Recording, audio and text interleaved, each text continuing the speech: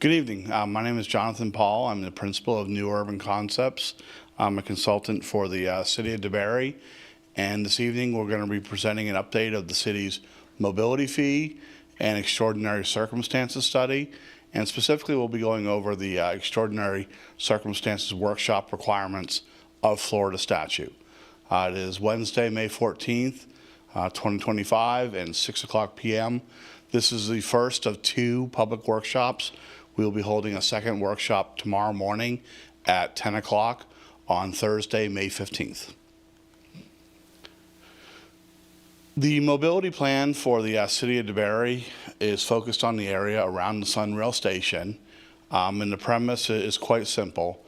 There are mobility plan projects that are identified for future transportation needs.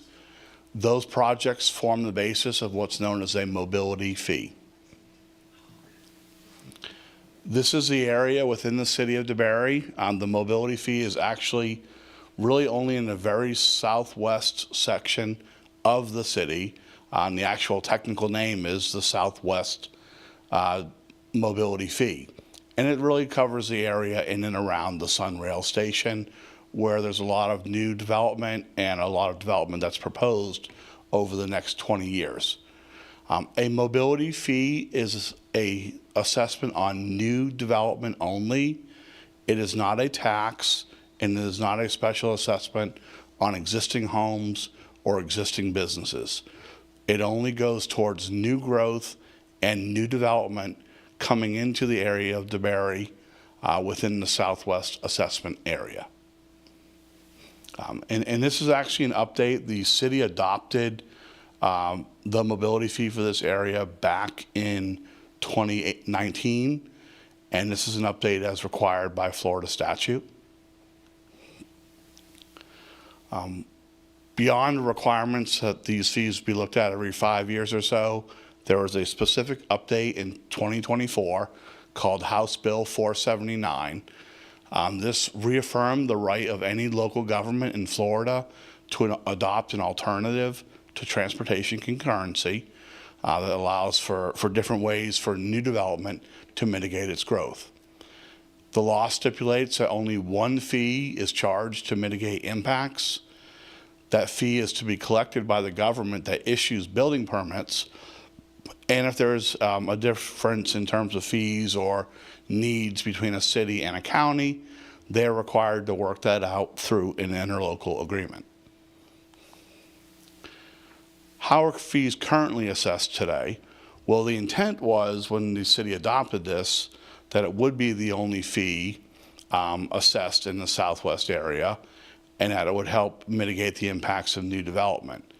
Volusia County charges its own road impact fee on all new development throughout Volusia County, including all municipalities within the county. When the city developed its first mobility fee, the only county road in this area and the only county road impacted by development in this area is Dirksen Drive. So the fee itself actually does not include travel on Dirksen.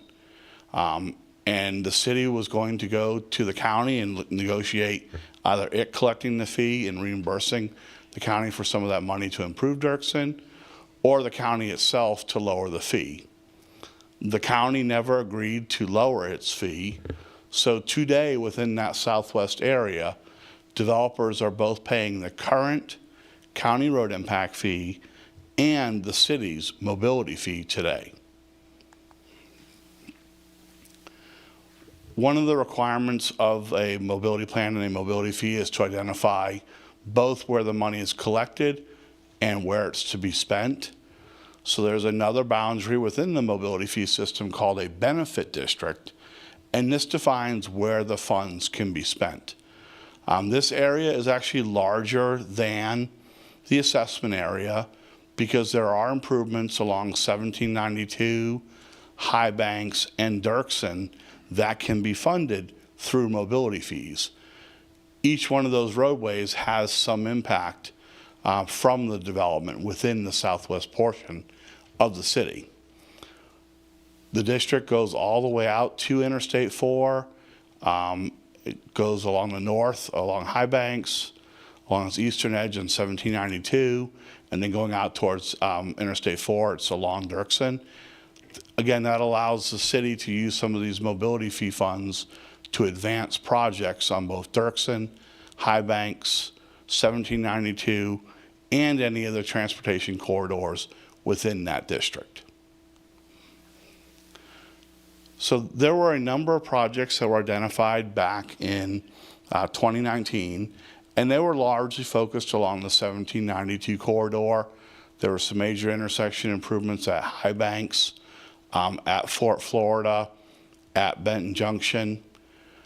The improvements at Fort Florida and improvements at High Banks have been constructed during this time frame. So now there are proposals to add additional trails and connectivity along Fort Florida, along High Banks, along Barwick, connecting to the existing trail system and the future Sun Trail network expansion within the city itself. In addition, now House Bill 479 requires that a city's mobility plan includes impacts to city roads, county roads, and state roads. So Dirksen is now included in the city's overall mobility plan as one of its projects. And the improvement for Dirksen, the volumes aren't high enough to warrant a 4-lane roadway, but they are high enough to warrant a center turn lane along the entire stretch of Dirksen from 1792 all the way out to Interstate 4. There's a detailed report called the Mobility Plan and Mobility Fee Technical Report that shares all the information that I'm presenting this evening and goes into much further detail of the improvements and projects. Within this area, there's roughly 14 miles of trails, sidewalks, bicycle lanes, and roadway improvements needed. There are several intersection projects. There's connections to Gemini Springs, railroad quiet zones to improve the crossings of the railroad track along High Banks, along Fort Florida, along Barwick. And there's also the proposal to widen 2 miles of Dirksen Road to have a center turn lane along that corridor. There's a detailed process that goes into developing a mobility plan and mobility fee. The technical report, which is available from the city upon request, goes into each one of these factors of how we develop a mobility plan and a mobility fee. There's been a few updates since the 2019 methodology, but for most parts, the process we used 6 years ago to develop the plan and fee is a similar process that we use today, just with updated data. Back in 2019, we looked at the development potential of the southwest sector of the city, and it had the potential to generate or develop up to 425,000 square feet of retail, 150,000 square feet of office, 2,700 single-family homes, 500 townhomes, roughly 1,000 apartments, and some senior living units. Since that time, most of what's been built, back actually when we started, almost that entire area, with the exception of a few older developments along Fort Florida, was pretty much green pasture. So a lot of the development that you've seen along Fort Florida, Barwick, and 1792 south of Dirksen has actually occurred since 2019. There's been roughly 700 single-family dwelling units built during that time and roughly 200 multifamily units. There, again, and there's ongoing development. If you've happened to drive along 1792, just recently, you see a portion just north of the Sunrail station has been cleared for a mixed-use development project. So we look at this development potential in the area and say, what type of impact is this going to have on the city's transportation system? And so we look at what's known as a vehicle miles of travel, and that's roughly how many trips does a project generate and how far do those trips go on the transportation system. And there's a projection of roughly 132,000 vehicle miles of travel from the build out of the Southwest District. We estimate roughly by 2045. We then look at how many of those trips are made by people either carpooling, walking, bicycling, or potentially riding transit into the future, and apply what's known as a person travel factor based on local data and national data. And that brings up our future growth to roughly 200,000 person miles of travel within the future. So that's really what those plans and those projects that were identified on the mobility plan are intended to serve, is that future projected growth in travel within the district.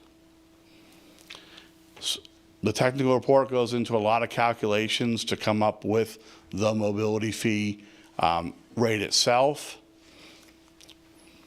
That rate is then plugged into each land use that's identified on the city's schedule of uses, generates an impact. So a single family home generates roughly 10 trips a day. Those trips travel 2.5 miles. You apply some other factors and their personal travel impact is roughly 20 trips per day. That number gets multiplied by the rate of capacity needed to accommodate those 20 trips and gets you a mobility fee for a single family home of $7,443 per dwelling unit. If a developer were coming in and building 4 units, that would equate to roughly $30,000. Again, this is for brand new homes and brand new development. This is not a fee or a tax on existing residents or existing homes. And we're not going to go into detail on this. We'll actually have several examples of it. But this is what's known as a mobility fee schedule. The city has had this schedule in place for 6 years now. We've largely kept it the same. There are a few uses that are new to the schedule, but for the most part, they're the same uses that are out there. And each one of them has a unit of measure. So a single family home is based on dwelling units. A hotel is based on number of rooms. A retail or office use is based on the square footage of that use. And each one of those developments has a cost associated with it. So to get a little bit more of a legible version, I'm going to go through a couple of examples of the fees, what they are calculated at, what they are today, and actually what the difference is. So as part of this mobility plan and mobility fee, the intent is that it would replace both the city's fee and Volusia County's fee. So the rate for a single family home is $7,443. Today, the city charges $2,000. The county charges $5,500. The existing fee, total fee is $7,500 today. It would be $7,400 based on the calculation of these fees, which is pretty much a wash, or it's about 1.6% less. Each one of the methodologies uses different data. The city's mobility fee is based on data from 2018. The county's is based on data from 2022. The city's updated data is based on travel and demand impacts needed today as of 2025. The one difference between the city's fee and the county's fee is the city's fee is actually based on specific development projected in an area and specific projects associated with that development. The county's fee, for the most part, is just based on what does it cost to widen a roadway. It doesn't really go into a whole lot of detail of what type of road's needed. It's just what is the cost and what's development share of that. For a multifamily dwelling unit, which is largely an apartment complex, the fee would be $4,491. Today, it's $1,085 in the city. Within the county, it's $3,095. Together, it's $4,180. So here, the actual updated fee is 7.5% higher than the current fee today. There's a similar analysis for townhomes, and the townhome fee is roughly 15% higher. Each one of these is based on differences in trip generation and trip characteristics, so it's not a uniform number across all land uses. Some uses have actually experienced a larger percent increase. For a hotel room, it would be $5,200 under the mobility fee today. The city's existing mobility fee is $1,800. The county's is $2,300. Combined, they're $4,200. So it's actually a 23, almost 24% increase over the existing fee today. For an office use, the mobility fee is $7,225 per 1,000 square feet. Today in the city, it's $1,120. In the county, it's $5,030, which equates to roughly $6,150. That's a 17.5% increase over the current fee today. And then finally, the last example is a retail use. The per 1,000 square foot rate would be $10,000, 827 cents. Sorry, we'll make sure that's corrected. It should say retail on the other uses there below it, but it is $3,990 collected by the city today. The county collects $5,413, and the total would be $9,403. So that's roughly a 15% increase over the current rates today. One of the reasons we're doing this, specifically extraordinary circumstances, where your fees are less than 50%, they could actually just be phased in over a multi-year period per statute, and you wouldn't have to make a finding of extraordinary circumstances. But we do have several other categories where the fees are exceeding 100%, in large part because those fees either don't exist on the city schedule today or the county schedule today. So when you're basing a brand new fee from $0 to a new actual amount, it's going to be 100%. So in order to introduce those fees, we have to go through this process. There are a couple other ones that would be above 50%, and the technical report goes into much more detail of those. But most of the fees that are higher doesn't necessarily mean the city or county wouldn't have charged for those. They're just not specified on their current schedules today. And so extraordinary circumstances is something that was adopted by the legislature in 2021. It limits an increase to 50% above current rates, requires those rates to be phased in over 4 years, and allows for extraordinary circumstance study. I'll just go back to highlight one right here.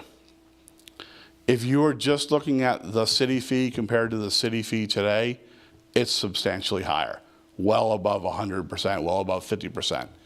When you look at the city fee in relationship to the county fee as well, there you're seeing a percentage that's much more reasonable, 17.5% increase. So just out of an abundance of caution, we're going through this because the fee is so much higher than the city fee today, but it also will be including the county's fee, and there will only be one fee assessed within the city. Florida statute requires that there's a finding of extraordinary circumstances, requires holding 2 public workshops, of which is the first. It will also require a supermajority vote of the city council. So even what we present to you this evening, the city council, if there isn't 4 out of 5 city council members that want to see this going forward, then these rates will be phased in per statute. It does allow for these rates to be phased in greater than 50% at their fully calculated rate. The city council could also elect to adopt some alternative phasing. As of January 1st next year, that 4/5 majority requirement is going to become a unanimous vote of the city council, and then any increase will have to be phased in over at least a 2-year period. So these are some of the findings that we've looked at in terms of what's happened between 2019 and today. We looked at the growth rate. State of Florida is one of the fastest growing states in the whole country. Many people would say that it has extraordinary growth, and if you've lived here for any length of time, you know that the increase in traffic and residents, there's a lot of growth in the state of Florida. So one metric we look at is, are you as a city growing faster than the state historically? Into the future, are you projected to grow faster than the state? We also looked at inflation, which has affected all of us. Specifically affected transportation costs, and it's resulted in much higher costs than what were in place 5 years ago at both the local level, state level, and the national level. And then all of the factors that we use to develop a fee, they have all been updated in the last 5 years. So every technical document we look at has also been updated in these last time frames. So that necessitates some of those differences, which is why you'll see one fee is at 1% and another fee is at 17%, because some of the data used to evaluate each one of those uses has changed. So the first thing we look at is, are you growing faster than the state? City of DeBary has a growth rate that's been much higher than that of both Volusia County and the state of Florida over the past 30 plus years. Over the next 20 years, we project that the city is going to slow down a little bit, same with the state, but in terms of overall numbers, it's still going to grow. The city will still be growing at a faster rate than the state of Florida. The cost of the overall mobility plan without Dirksen increased roughly 130% from 2019 or 2018 to 2024. The data we looked at itself was based on 2018. The adoption was 2019. When you include Dirksen Drive and the cost of the roadway projects, the overall fee increases by 180%. This is not that far off from what the inflation that's been seen at the state level. So for the State Department of Transportation, during that same time period, its costs have increased by roughly 137 or 130%. At the national level, which takes into account the entire country, historic transportation inflation was relatively flat. From 2008 to 2018, it averaged less than 1% a year. Over the last 6 years, and we've all experienced it in terms of gas prices and prices that we pay at the pump, and for every daily needs.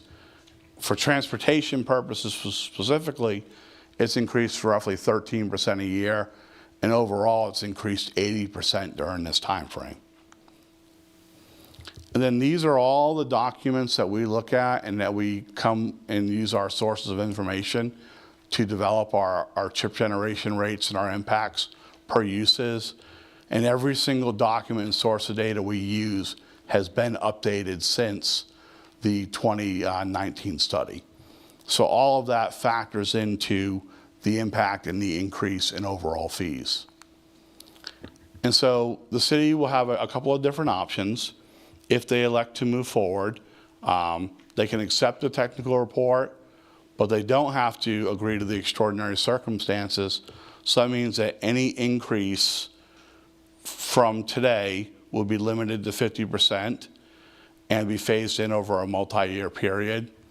The City Council could also amend the mobility plan.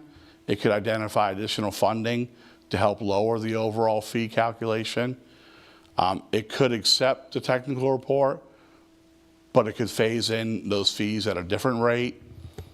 Or it could be, and what we are recommending is to accept the technical report, the findings, and adopt it at 100% of the rates, because it is something that we'll be having to negotiate with Volusia County in terms of setting aside money for the funding of Dirksen. So again, it's just sort of a summary. Over the past 30 years, the city has grown faster than the state of Florida. Over the next 20 years, it's projected the city is going to continue to grow faster than the state of Florida. The city, like so many other communities in the state, has experienced significant inflation as it relates to transportation costs. The state itself has also witnessed significant inflation over the last 6 years. In addition, at the national level, it's seen extraordinary inflation that hasn't been seen since the 1970s. The Southwest sector consolidates a lot of projects. It consolidates the county fee and the city fee into a single fee that mitigates impacts to city, county, and state roads. And essentially, this is just a recap of what statute requires. Again, our recommendation is that the City Council look to adopt these fees at 100%. This is a very technical document, very technical detail. It is all documented and is available from the city. And with that, I'm going to sort of open it up to any questions of the audience, and I can certainly go back to any slide that any member of the audience would like to discuss further. So with that concludes my workshop presentation, and then I'd be happy to answer any questions from any members of the audience. Yes, ma'am. When the fee is collected. That's the vice mayor? Yeah, Vice Mayor. Yeah, you got to get a microphone here. Oh, okay, sorry.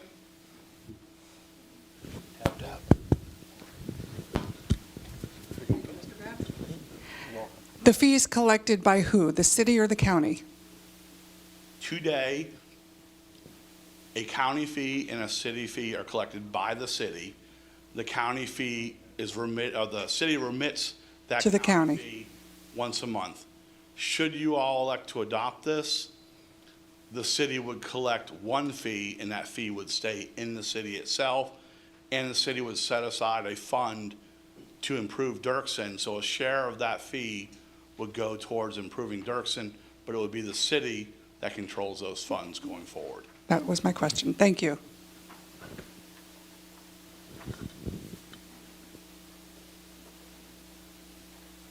I know this is riveting stuff, and congratulate you all for staying awake during it, because it is quite technical.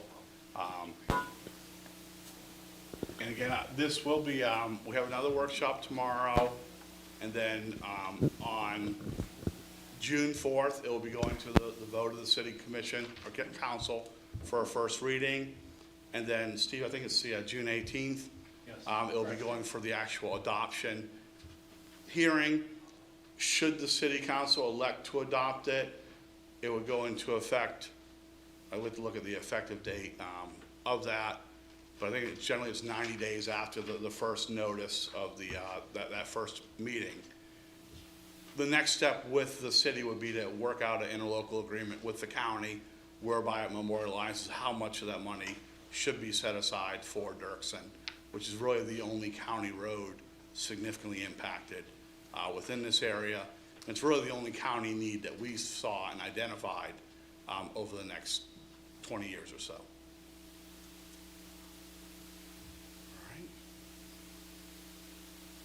All right.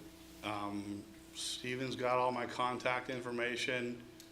City staff's very attentive, and they'll be responsive to any feedback or questions you all have. They'll reach out to me, and we'll get back any answers or questions that you may have. So if I don't have any more questions or comments, I will go ahead and conclude this and let you all enjoy the rest of your evening. All right. Thank you.